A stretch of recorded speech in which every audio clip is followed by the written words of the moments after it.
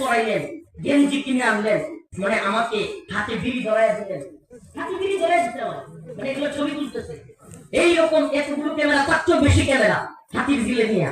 এই যে একটা প্রশ্ন আপনাদের কাছে রাখি, আমরা তো দেখতে পারি না কেন? আলেমরা আমরা কি করেছিলাম? ঠিক আছে, আপনাদের বিরুদ্ধে বক্তব্য দিয়েছি, আমরা তো এখন ডক্টর মোহাম্মদ ইউনূসের বিরুদ্ধে বক্তব্য দিয়েছি, তো বক্তব্য দিয়েছি, কারণ মাথায় তো বাড়ি দিনে, কারো তো ফোন করি নাই, কারো তো দর্শন করি নাই।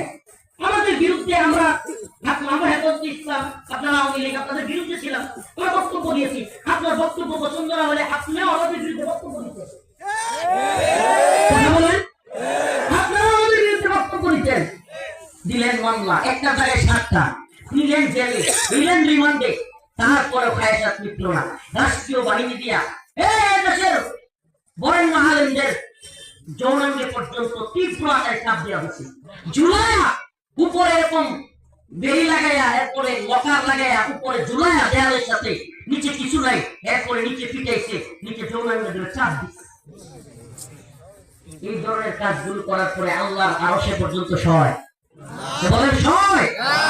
আপনার কি মনে হয় আওয়ামী লীগের এক নেতা, দুর্গাপুরে বাড়ি, নাম করলে চিনে ফেলবে অনেকেই, মিডিয়াও আছে, সে বলতেছে একদিন, হুজুর বিশ্বাস করেন আওয়ামী লীগের কেউ ক্ষমতাতে ফেলাইতে পারতো না, আলেমদের উপর এই নির্যাতনের কারণে আল্লাহ আরো পর্যন্ত পাচ্ছে। এইভাবে নির্যাতনের পরে এদেশের আলেম সমাজের উপরে, ভাই আলেমরা কি সবাই খারাপ?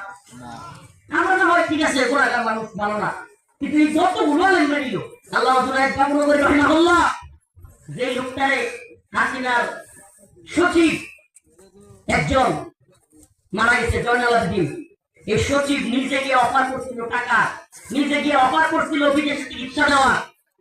আল্লাহ রহিমাহুল্লাহ বলছিলেন, আমার টাকার দরকার নাই, আমার আপনার পাসপোর্টটা দিয়ে দেন, আমার ছাত্ররাই আমার চিকিৎসা করাবে। সুবহানাল্লাহ। এত বড় বড় বড় বড় বুজুর্গ মানুষগুলোরে কি পরিমাণ কষ্ট দিয়েছে। আমি বলতে চাই, সব আলেমরা কি খারাপ? আপনার কাছে কিছু আলেম খারাপ হইতে পারে আওয়ামী লীগের বিরুদ্ধে যাওয়ার কারণে, কিন্তু দেশের সব আলেম কি খারাপ হয়ে গেছে? এতগুলো ডালাও পাবে, শত শত আলেম পেজে জেলে নিলেন, রিমান্ডে নিলেন, নির্যাতন নিপীড়ন করলেন, একবারও কি আল্লাহ ভয় হইল না?